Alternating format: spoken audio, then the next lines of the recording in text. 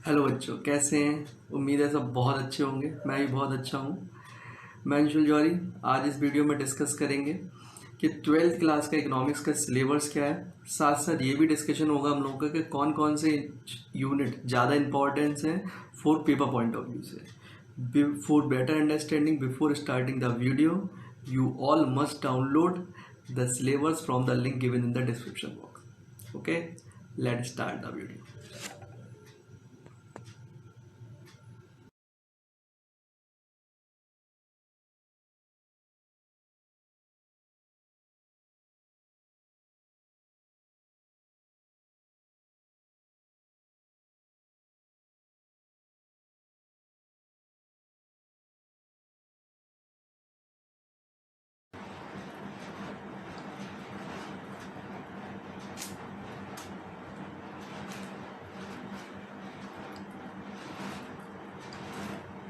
Session 2021।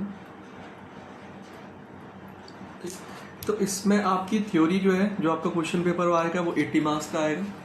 जो आपका practical work है जिसमें आपको एक प्रोजेक्ट फाइल बनानी होगी वो 20 मार्क्स का होगा। ठीक है। अगर मैं एलोकेशंस की बात करूं कि 80 मार्क्स कैसे डिवाइड करे गए हैं, तो दो पार्ट्स हैं, यानी कि दो बुक आपको पढ़नी है क्लास 12th में। ठीक है। जैसे 11th में पढ़ते थे 40 मार्क्स की, वहां पर एक माइक्रो थी, दूसरी स्टैट्स थी।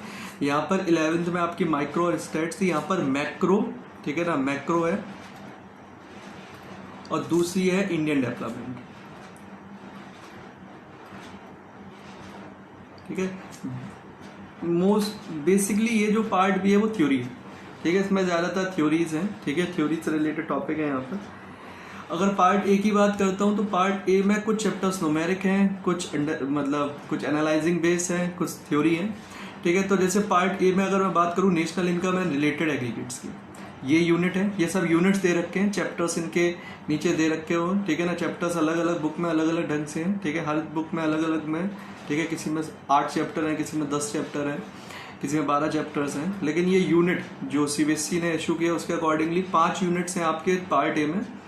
मैक्रो में सबसे पहले national income and related aggregates, ये डिस्कशन होगा हम लोगों का। ठीक है। इसका जो वेटेज है आपका वो 10 मार्क का वेटेज है। दूसरा है मनी एंड बैंकिंग। तीसरा है determination of national income and employment.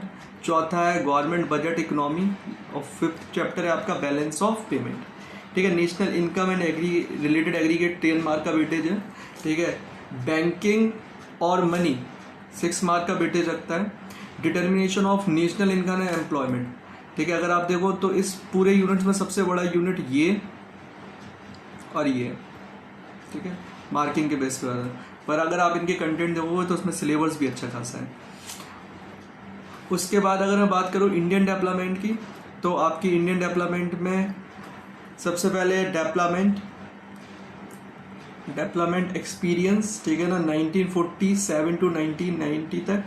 इसमें हम लोग डिस्कशन करेंगे कि जब हम लोग इंडिपेंडेंस के बाद से 1990 तक गवर्नमेंट की पॉलिसी क्या रही, कैसी इंडियन इकोनॉमी रही है, उस पर डिस्कशन होगा।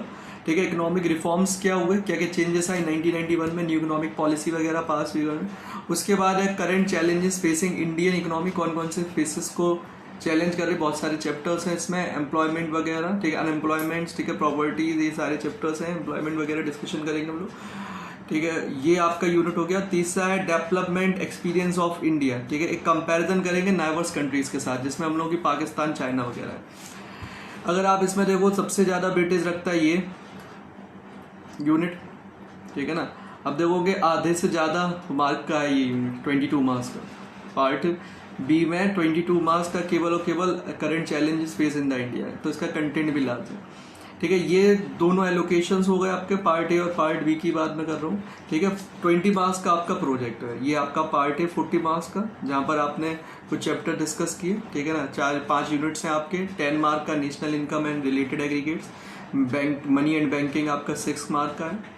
ठीक है। जिसमें मनी एंड बैंकिंग में भी डिस्कशन करूंगा नीचे जाके। वैसे बता दूं, मनी एंड बैंकिंग में हम लोग पढ़ेंगे कि मनी और उसकी सप्लाईज कौन कौन सी हैं। ठीक है। बैंकिंग में सेंट्रल गवर्नमेंट के कौन कौन से सेंट्रल बैंक के कौन कौन से फंक्शंस कंडक्ट करे जा रहे हैं। Determination of the income and employment 12 mark का। Government budget and the economy 6 mark का। बैलेंस ऑफ पेमेंट 6 मार्क का। ठीक है। डेवलपमेंट एक्सपीरियंस 12 मार्क का, ठीक है ना। Current challenges facing in India 22 marks का। Development experience of India a comparison with the neighbours, ये 6 मार्क का। इस ढंग से 40 मार्क्स का वेटेज पार्ट ए का, 40 मार्क्स का वेटेज पार्ट बी का, और 20 मार्क्स आपके हैं प्रोजेक्ट वर्क के।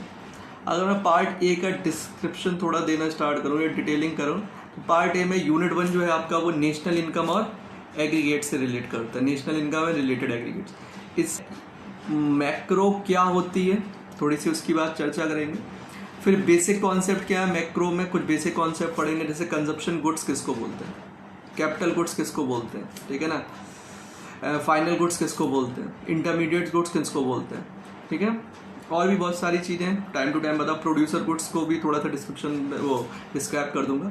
फिर स्टॉक किसको कहते हैं, फ्लो किसको कहते हैं, ग्रॉस इन्वेस्टमेंट क्या होता है, नेट इन्वेस्टमेंट क्या होता है, और डेप्रिसिएशन क्या होता है, ये कुछ टॉपिक पढ़ेंगे, ठीक है। उसके बाद दूसरा फेज जो इसका दूसरा हिस्सा होगा, दूसरा फेज होगा इस यूनिट का, उसमें हम लोग पढ़ेंगे सर्कुलर फ्लो ऑफ इनकम का सर्कुलर फ्लो पढ़ेंगे। वैसे तो कई सारे सेक्टर मॉडल हैं, पर अपने में 2 सेक्टर्स मॉडल्स को पढ़ना हम लोगों को, ठीक है। साथ साथ हम लोग पढ़ेंगे method of calculating national income, कैसे नेशनल इनकम को कैलकुलेट किया जाए। इसके लिए 3 मेथड बता रखे हैं, एक तो वैल्यू एडेड, इसे प्रोडक्ट मेथड भी कहा जाता है, दूसरा एक्सपेंडिचर मेथड, और तीसरा इनकम मेथड। इनके फॉर्मूले हैं और इनसे एक न्यूमेरिक आता है, ये इंपॉर्टेंट टॉपिक भी बोल सकता हूँ मैं इसे।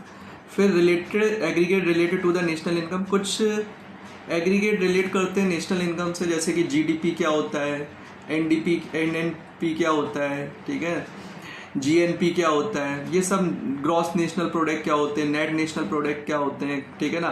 फैक्टर कॉस्ट और मार्केट कॉस्ट मार्केट प्राइस के बेस पे बताने, ठीक है। रियल एंड नॉमिनल जीडीपी क्या होती है वो डिस्कशन करेंगे, और जीडीपी एंड वेलफेयर, ये यूनिट 1 है आपका।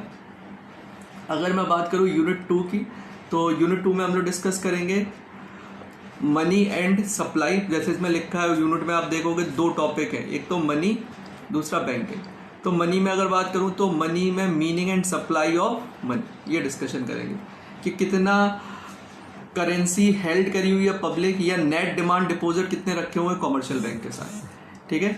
उसके बाद मनी कैसे क्रिएट करती है कॉमर्शियल बैंकिंग सिस्टम, ये डिस्कशन होगा।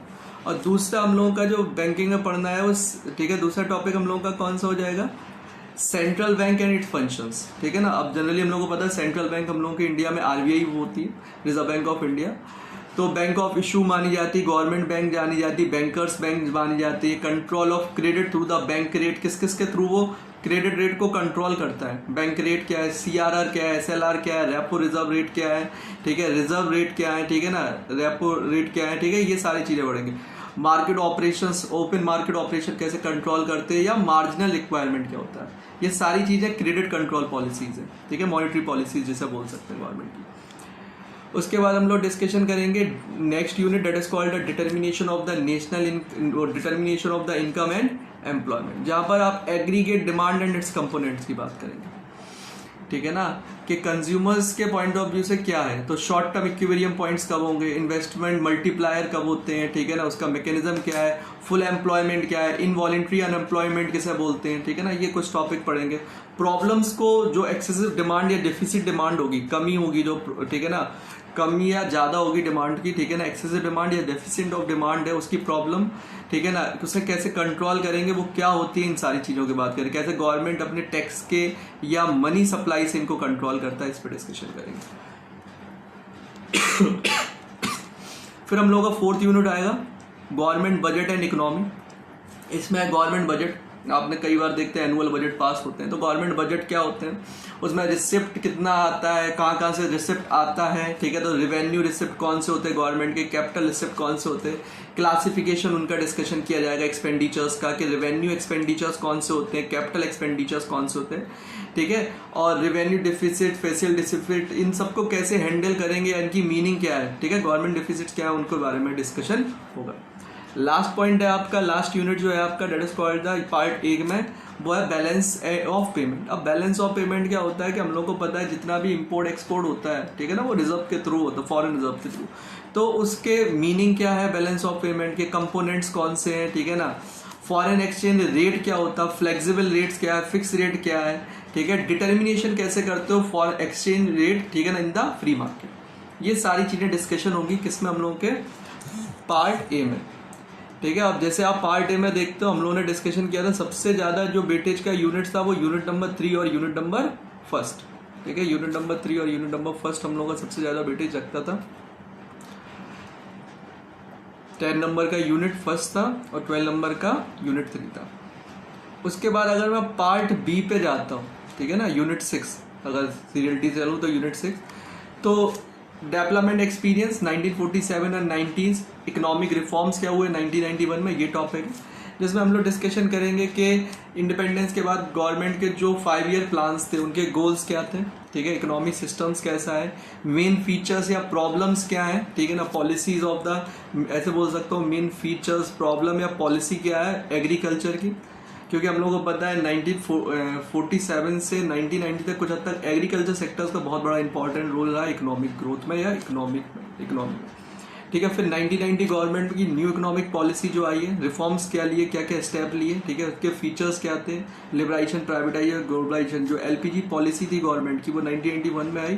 ठीक है, और साथ साथ इसमें कॉन्सेप्ट डाल दिए गए हैं दोनों जो रिसेंटली ऐड हुए हैं, एक तो आपका, ठीक है, डिमोनेटाइजेशन और दूसरा जीएसटी, ये दोनों और टॉपिक इंक्लूड कर दिए गए हैं। ठीक है, जब लोग के चेंजेस हुए थे अभी रिसेंटली, ठीक है ना, एक आपका ये हुआ था नवंबर 2000, ठीक है, 18, ठीक है, और ये जीएसटी आया था आपका, ये दोनों टॉपिक यहाँ पर डाल दिए। ठीक है, उसके बाद जब यूनिट नंबर 7 में हम लोग, जैसे मैंने बताया, सबसे बड़ा वेटेज है इसका, ठीक है ना, 22 मार्क्स का।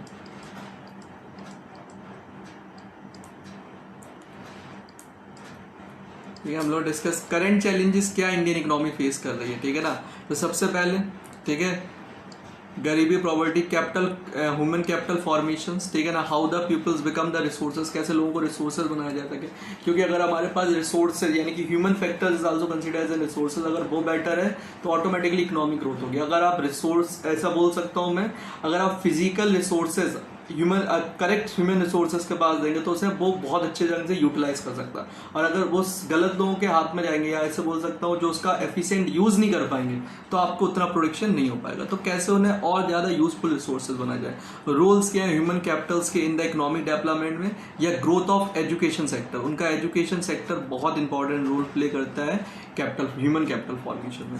रूरल डेवलपमेंट्स की बात करेंगे जिसमें की इश्यूज क्या है, क्रेडिट और मार्केटिंग क्या है, रोल्स क्या है कॉर्पोरेटिव्स के, एग्रीकल्चर के, या आपकी ऑल्टरनेटिव फार्मिंग या ऑर्गेनिक फार्मिंग के। ठीक है, एम्प्लॉयमेंट तीसरा टॉपिक है हम लोगों का एम्प्लॉयमेंट, जहाँ पर ग्रोथ एंड चेंजेस क्या है in the work force participation में, फॉर्मल और इनफॉर्मल दोनों सेक्टर्स में। ठीक है ना, फॉर्मल और इनफॉर्मल सेक्टर्स में क्या क्या प्रॉब्लम्स हैं या क्या क्या पॉलिसीज हैं, ये डिस्कशन होगा।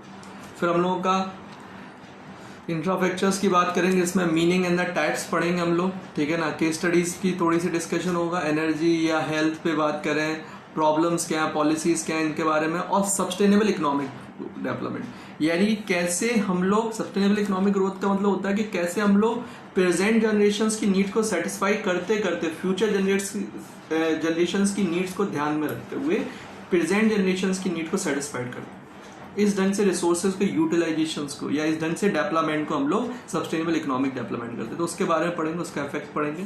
और लास्ट यूनिट है आपका डेवलपमेंट एक्सपीरियंस इन इंडिया, या कंपैरिजन करना। ठीक है, तो इंडिया और पाकिस्तान का कंपैरिजन है, इंडिया और चाइना का कंपैरिजन है। ठीक है, या इश्यूज कौन कौन से इशू हैं इकोनॉमिक ग्रोथ के, ठीक है, पॉपुलेशंस के, सेक्टरल डेवलपमेंट के, या अदर ह्यूमन डेवलपमेंट इंडिकेटर्स के। These all are the about your syllabus. These all about your syllabus कि ये सारी चीजें आपको अपने सिलेबस में पढ़नी। उसके बाद आपका पार्ट बी प्रोजेक्ट वर्क है। ठीक है ना, इसके लिए कई सारी बुकें बताई गई हैं। ठीक है, सीबीएसई के, कि आप यहाँ से इंफॉर्मेशन ले लेते हैं। ठीक है, नीचे आप जाओगे तो आपको टॉपिक भी लिख के मिल जाएंगे किस किस पे आपको प्रोजेक्ट बनाना है। ठीक है, अब बात करते हैं पेपर पैटर्न की। ठीक है, तो अगर आप देखते हो यहाँ पर जो 80 मार्क का मार्क का एलोकेशन है वो इस ढंग से 44 मार्क्स के आपको दिए गए हैं। जो क्वेश्चंस आएंगे वो रिमेंबरिंग और अंडरस्टैंडिंग बेस में, यानी कि ऐसे बोल सकता हूँ कुछ हद तक एवरेज क्वेश्चन, डायरेक्ट क्वेश्चंस आपके लिए। 18 मार्क के होंगे अप्लाइंग क्वेश्चन, जहाँ पर आपको एक प्रॉब्लम दी जाएंगी, जहाँ को आपको अपनी नॉलेज को, जो भी आपने स्टडी करा उसके बेस पे आप चीजें समझ के आंसर देंगे। ठीक है, और लास्ट होगा यानी कि टेक्निकल या फैक्ट रूल्स बेस्ड क्वेश्चंस होंगे, ठीक है ना। और 18 मार्क के जो होंगे आपके वो होंगे आपके analysing, evaluating and creating questions. ये थोड़े से आपको आइडेंटिफाई करना होगा कौन सा कॉन्सेप्ट यूज करना है, दिमाग लगा के एनालाइज करके फिर आंसर ड्राफ्ट करने की। इस ढंग से 80 मार्क्स का क्वेश्चन पेपर आएगा। 20 मार्क्स का मैंने बताया प्रोजेक्ट वर्क है। 100 मार्क का आपका एलोकेशन हो गया सब्जेक्ट।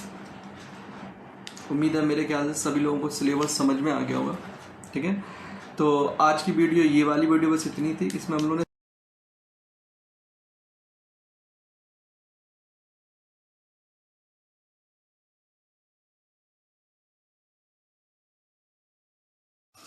ओके गाइस, आज की वीडियो बस इतनी थी। आई होप आप सबको समझ में आया और जो पर्पस था इसका बनाने का वो फुलफिल हो गया होगा।